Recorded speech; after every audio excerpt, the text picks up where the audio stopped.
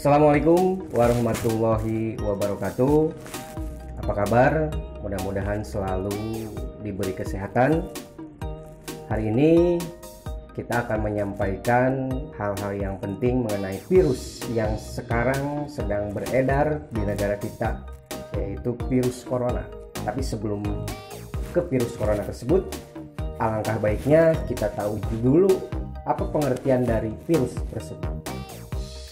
Pertama, pengertian virus yaitu berasal dari bahasa Latin, yaitu virion, yang artinya racun. Kemudian ciri-ciri yang dimiliki virus yaitu sebagai berikut. Yang pertama, cirinya virus bisa bersifat seperti benda hidup. Maksudnya seperti apa? Jadi bisa berkembang. Berkembang di mana? Tentunya di kehidupan kita.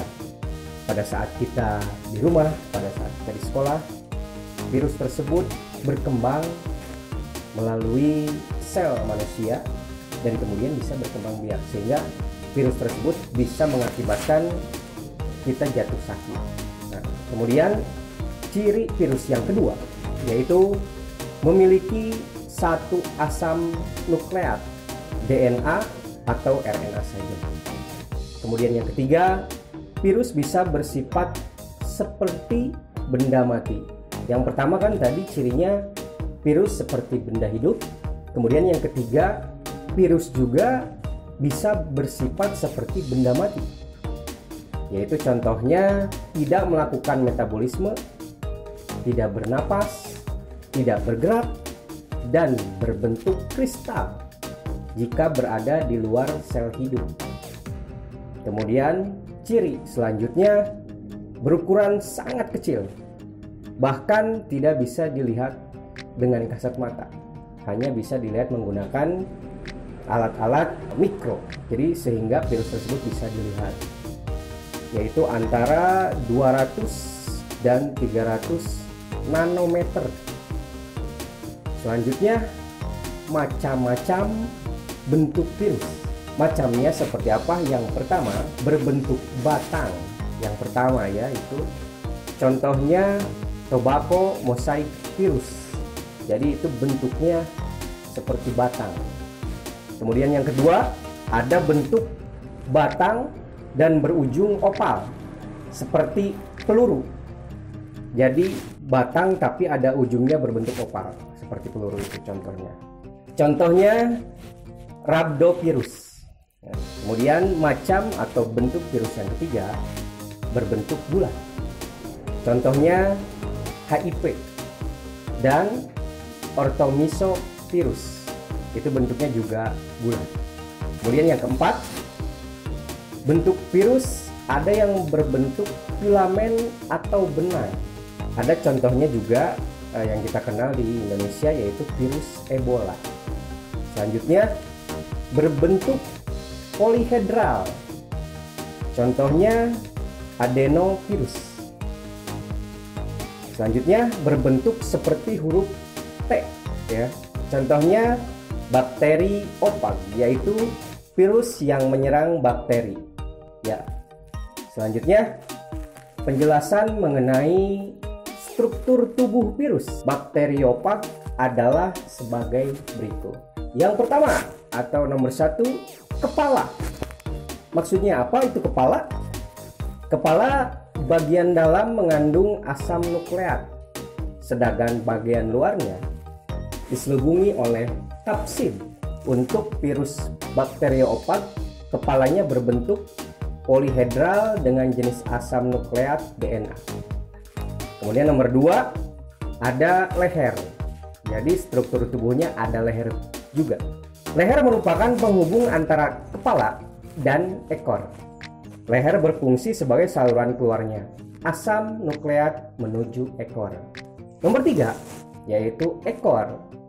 Ekor virus terdiri dari serabut ekor dan lempeng dasar. Ekor ini berfungsi untuk menempel pada inang, yaitu tubuh kita, inangnya. Selanjutnya masuk kepada perkembangan virus. Jadi perkembangan virus ini ada beberapa fase. Fase yang pertama yaitu fase adsorpsi atau penempelan. Jadi ujung ekor daripada virus tersebut yang menempel pada dinding sel atau inang kemudian mengeluarkan enzim lisogim atau penghancur untuk membentuk lubang pada dinding bakteri. Fase yang kedua yaitu fase injeksi atau penetrasi. Maksudnya dimasukkannya DNA atau RNA virus ke dalam sel inang. Kepala dan ekor virus tetap tertinggal di luar sel dan akan terlepas serta tidak berfungsi ketika DNA telah dilakukan. Fase yang ketiga, fase sintesis. DNA merefleksikan diri, melakukan sintesis protein sehingga membentuk bagian-bagian kapsid seperti kepala, ekor, dan serabut ekor. Fase yang keempat, fase perakitan atau pembentukan. Bagian-bagian kapsid yang awalnya terpisah selanjutnya dirakit menjadi kapsid virus hingga terbentuk virus baru. Yang kelima ada litik. Apa itu litik? Yaitu sel inang mati dan dinding sel inang pecah. Kemudian virus-virus baru pun keluar dan siap menginfeksi sel inang yang lain. Maka waspada. Setelah masuk fase daripada penyebaran virus di dalam sel manusia atau sel tubuh, masuk pada cara hidup virus. Ternyata virus pun mempunyai cara hidup tersendiri. Bukan hanya manusia, tapi ternyata virus juga. Oke, cara hidup virus yaitu virus hanya dapat hidup dalam sel hidup organisme tertentu yang cocok. Kalau tidak cocok, belum tentu virus tersebut bisa menempel. Jadi harus cocok terlebih dahulu. Jadi virus itu juga termasuk yang pilih-pilih. Sehingga virus sering disebut sebagai parasit intraseluler obligat. Bila sel hidup yang ditumpanginya mati atau inangnya mati, maka virus pun akan mati.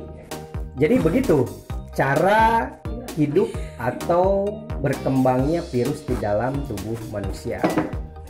Kemudian setelah cara hidup virus, kita masuk ke dalam perkembangan virus.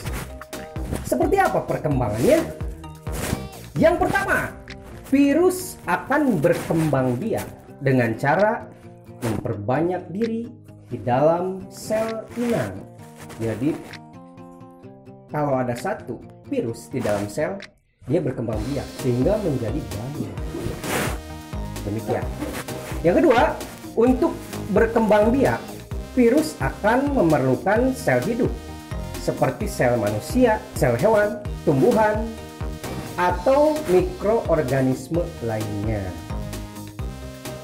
Lanjut pada klasifikasi virus.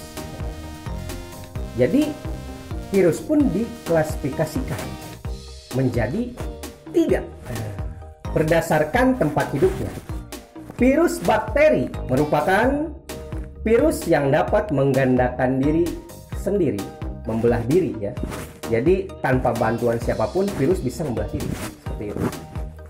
Dengan menyerbu bakteri. Dibandingkan dengan kebanyakan virus, virus bakteri ini sangat kompleks serta mempunyai beberapa bagian berbeda yang diatur secara cermat. Virus bakteri ini mula-mula ditemukan oleh ilmuwan Prancis. Siapa dia? Yaitu De Hirili. Nomor 2, virus tumbuhan. Virus ini berparasit pada sel tumbuhan.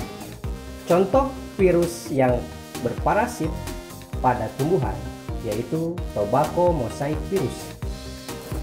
Yang ketiga, virus hewan. Virus ini berparasit pada sel hewan.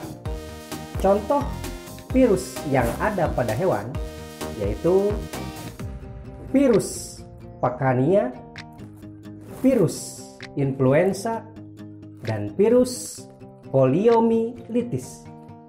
Kita berlanjut pada klasifikasi virus berdasarkan molekul yang menyusun asam nukleat.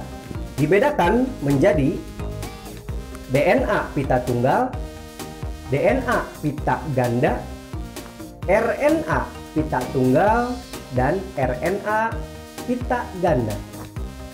Selanjutnya, berdasarkan ada tidaknya selubung virus, yaitu virus yang memiliki selubung atau sampul. Virus ini memiliki nukleokapsid yang dibungkus oleh membran. Membran terdiri dari 2 lipid serta protein.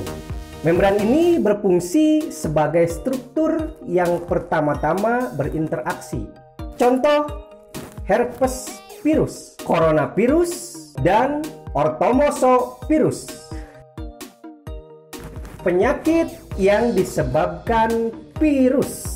Setelah kita jelaskan dari awal, virus akan menempel di suatu sel dan mengambil alih sel tersebut. Jadi ketika virus tersebut menempel di sel manusia, maka virus tersebut akan mengambil sel manusia tersebut sampai akhirnya sel tersebut mati.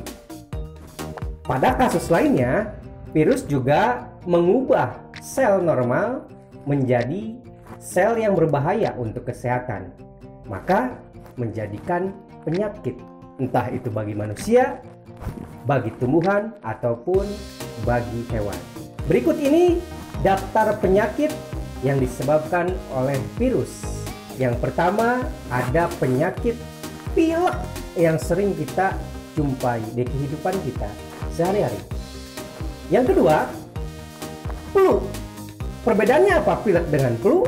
Meler mungkin ya, atau bersin-bersin dan lain-lain. Kemudian yang ketiga, cacar air. Penyakit yang keempat, cikungunya.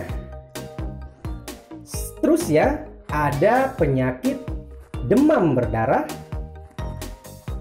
hepatitis, rabies, rubella, Zika virus, HIV, AIDS, Ebola, kemudian penyakit encephalitis, dan penyakit yang sekarang sedang beredar di Indonesia yaitu coronavirus 19 atau COVID-19.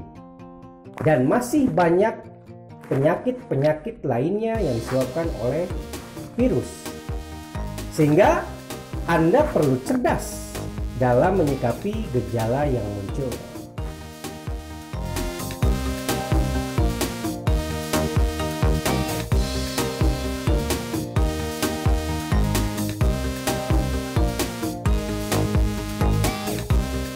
Baiklah, demikian video yang kita buat penjelasan mengenai virus. Semoga bermanfaat.